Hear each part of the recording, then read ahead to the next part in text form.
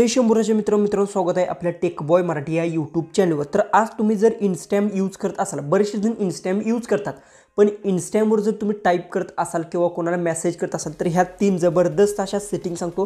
ह्या तीन सेटिंग तुम्ही केल्या तर तुम्हाला एक गोष्ट सांगतो, तुम्ही इन्स्टॅमवर दिवसभर किती इन्स्टॅम यूज केलं तर कोणाला सुद्धा समजणार नाही, म्हणजे की इन्स्टॅमवर तुम्ही ऑनलाईन असून समोरच्याला ऑफलाईन दिसणार। दुसरी गोष्ट, एखाद्याला तुम्ही टाईप करत असाल तर तुम्हाला माहिती आहे तिथे टाईपचा ऑप्शन येतो, तर ते व्यक्ती जो की आहे तो समजून जातो की तुम्ही काहीतरी टाईप करतात।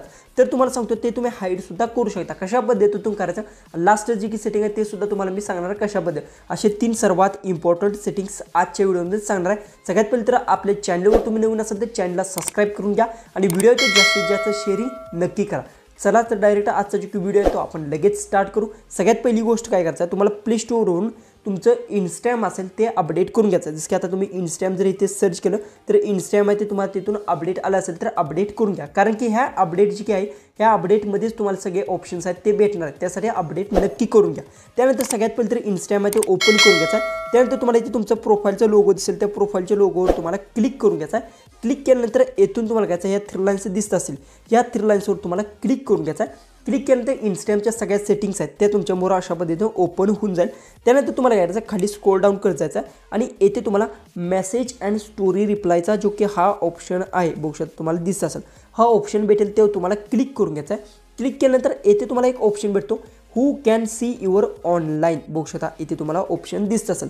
तर याचा अर्थ तुम्हाला समजत असेल, जसे की तुम्ही दिवसभर जर इन्स्टॅम यूज केलं तर समोरच्या व्यक्तीला समजणार नाही की तुम्ही ऑनलाईन आहात का नाही। फक्त एक सेटिंग बंद केलं तर जे की इथे शो ॲक्टिव्हिटी स्टेटसवर तुम्हाला क्लिक करू, हे जी की सेटिंग आहे हे जर तुमचं ऑन असेल, बघू शकता इथे जर ऑन असेल तर ह्याला तुम्हाला बंद करून घ्यायचं आहे। बंद केल्याने काय होणार, ज्यावेळेस तुम्ही इन्स्टॅमवर ऑनलाईन असता त्यावेळेस इथे ग्रीन टिक दिसते, तुम्हाला पण माहिती आहे, तर ती ग्रीन टिक आहे ती इथे दिसणार नाही आणि समोरच्याला वाटणार की तुम्ही ऑनलाईन सुद्धा नाही। त्यासाठी हे सेटिंग आहे ते बंद करून घ्यायचं आहे। दुसरं जी सेटिंग आहे ते काय करायचं, इथे बघू शो रिसीव्ह जे की रीड रिसीव्हचा एक ऑप्शन आहे।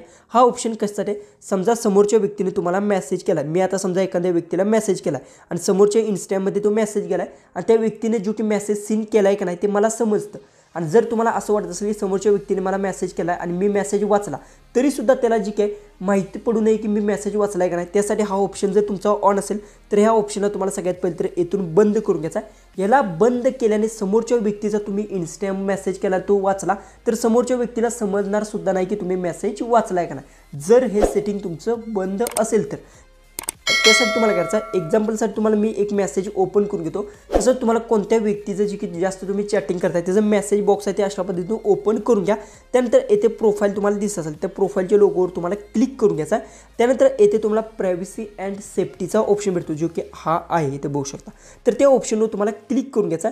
क्लिक केल्यानंतर येथून बघू शकता तुम्हाला येथे टायपिंग इंडिकेटर, म्हणजे तुम्हाला समजलं असेल हे कशासाठी आहे, म्हणजे की तुम्ही एखाद्या व्यक्तीशी टाईप जर करत असाल तर त्या व्यक्तीला माहिती आहे तुम्हाला इथे टायपिंग अशा पद्धतीतून दिसते त्याच्या जी की मेसेजमध्ये।